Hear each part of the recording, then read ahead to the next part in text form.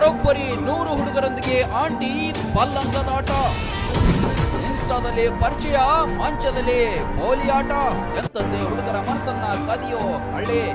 ಹೀಗೆ ಒಂದಲ್ಲ ಎರಡಲ್ಲ ಬರೋಬ್ಬರಿ 100 ಪುರುಷರ ಜೊತೆ ಬಲ್ಲಂಗದಾಟ ಆಡಿದ್ದಾಳೆ. ಇನ್ಸ್ಟಾಗ್ರಾಂನಲ್ಲಿ ರೀಲ್ಸ್ ಮಾಡುತ್ತಾ ಯುವಕರು ಪುರುಷರನ್ನ ಸೆಳೆದು ಹನಿ ಟ್ರ್ಯಾಪ್ ಮಾಡ್ತಿದ್ದ ಜಾಲವೊಂದನ್ನ ಕರೀಂನಗರ ಗ್ರಾಮೀಣ ಠಾಣೆಯ ಪೊಲೀಸರು ಭೇದಿಸಿದ್ದಾರೆ. ಮೆಂಚುಳ್ಳಿಯ ಬಣ್ಣ ಬಯಲಾಗಿದೆ.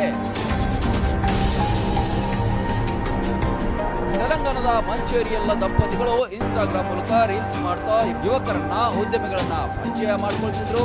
ಬಳಿಕ ಮನೆಗೆ ಕರೆಸಿ ಮಂಚದಾಟ ಮಾಡ್ತಾ ಇದ್ರು ಮದನಾರಿ.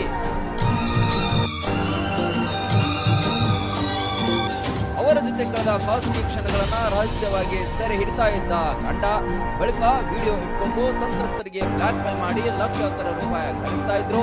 ಸುಮಾರು 100ಕ್ಕೂ ಹೆಚ್ಚು ಮಂದಿ ಜೊತೆ ಪತ್ನಿ ಲೈಂಗಿಕ ಕ್ರಿಯೆ ನಡೆಸಿದ್ದಾಳಂತೆ.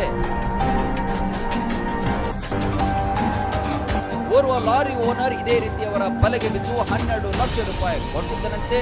ಇನ್ನೂ 5 ಲಕ್ಷ ಕೊಡಬೇಕು ಎಂದಾಗ ಆತ ಬೇಸತ್ತು ದೂರು ಕೊಟ್ಟಿದ್ದಾನೆ. ಆಗಲೇ ನೋಡಿ ಪ್ರಕರಣ ಬೆಳಕಿಗೆ ಬಂದಿದೆ. ಸೋಷಿಯಲ್ ಮೀಡಿಯಾದಲ್ಲಿ ಪರಿಚಯವಾಗುವ ಆಂಟಿ ಮತ್ತು ಯುವತಿಯರ ಬಗ್ಗೆ ಎಚ್ಚರವಾಗಿರಿ ಗಂಡಸರೇ.